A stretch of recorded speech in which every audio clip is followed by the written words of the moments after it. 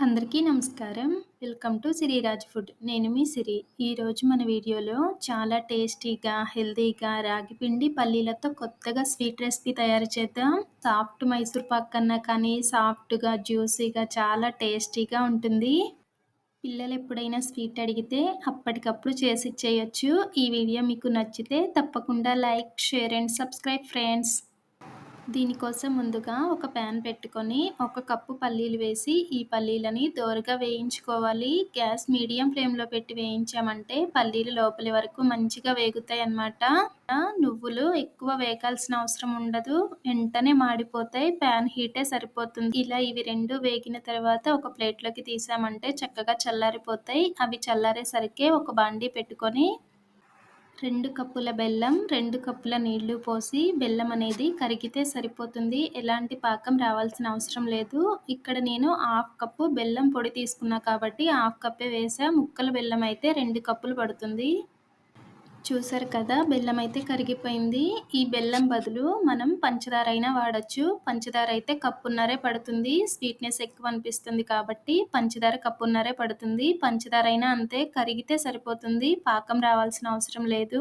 Mixie jar తీసుకొని మనం ముందే వేయించి పెట్టుకున్న పల్లీలు, నువ్వులు, ఒక ఇలాచీ వేసుకొని కొంచెం బరకగా మిక్సీ పట్టుకోవాలి. ఇప్పుడు గ్యాస్ మీద ఒక బాండీ పెట్టుకొని 2 స్పూన్ల నెయ్యి వేసి మనం ముందే తురిమి పెట్టుకున్న పచ్చి కొబ్బరిని నేతిలో వేయించుకుందాం. మనం ఏ కప్పుతో అయితే పల్లీలు, బెల్లం తీసుకున్నామో అదే కప్పుతో ఒక కప్పు పచ్చి కొబ్బరి వేసి దీన్ని మంచిగా వేయించుకోవాలి. పచ్చి కొబ్బరి లేదు అనుకుంటే కొబ్బరి పొడైనా వేయొచ్చు.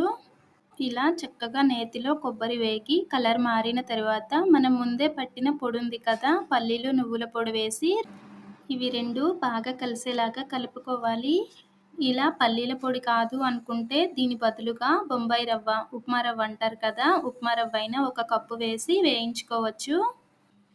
ఇలా ఇవి 2 కలిసి నేతిలో వేగిన తరువాత ఇందులో అరకప్పు రాగి పిండి వేసి ఇవన్నీ మంచిగా కలర్ మారే వరకు వేయించుకోవాలి. రాగి పిండి మనం వేయగానే కొంచెం ముద్ద ముద్దగా అనిపించినా కానీ ఫ్రై చేస్తూ ఉన్నామంటే చక్కగా పొడి పొడిగా అయిపోతుంది. ఇలా చక్కగా కలర్ మారిన తర్వాత మనం ముందే పట్టిన బెల్లం సిరప్ ఉంది కదా, అది వేసేసి ఉండలు కట్టకుండా చక్కగా కలుపుకోవాలి.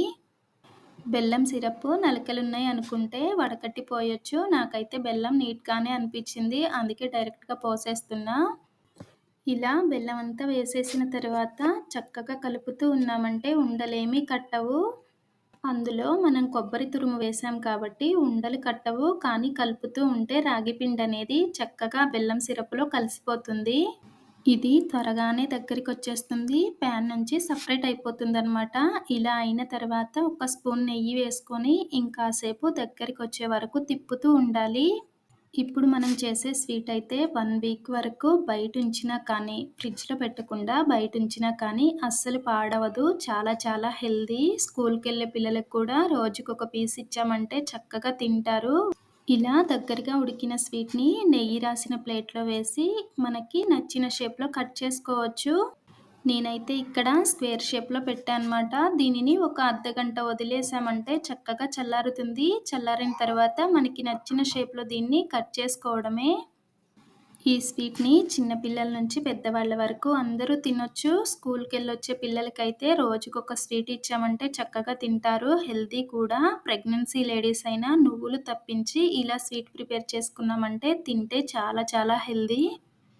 ఇందులో మనం పల్లీలు, బెల్లం, కొబ్బరి, రాగి పిండి, నువ్వులు అన్నీ మంచి హెల్తీ ఇంగ్రీడియెంట్స్ వాడి ఈ స్వీట్ తయారు చేశాం కాబట్టి చక్కగా బ్లడ్ కూడా ఇంప్రూవ్ అవుతుంది. ఇలా ఒకసారి స్వీట్ ట్రై చేసి చూడండి. తప్పకుండా మీకు నచ్చుతుంది. ఈ వీడియో మీకు ఎలా అనిపించిందో కామెంట్ చేయండి. మన ఛానల్‌లో ఇంకా మంచి మంచి వీడియోస్ ఉన్నాయి. కుదిరితే ఒకసారి విజిట్ చేయండి. ఈ వీడియో మీకు నచ్చితే తప్పకుండా లైక్ చేయండి, షేర్ చేయండి, సబ్స్క్రైబ్ చేయండి. రేపు ఇంకో మంచి వీడియోతో మళ్ళీ కలుసుకుందాం. By bye friends.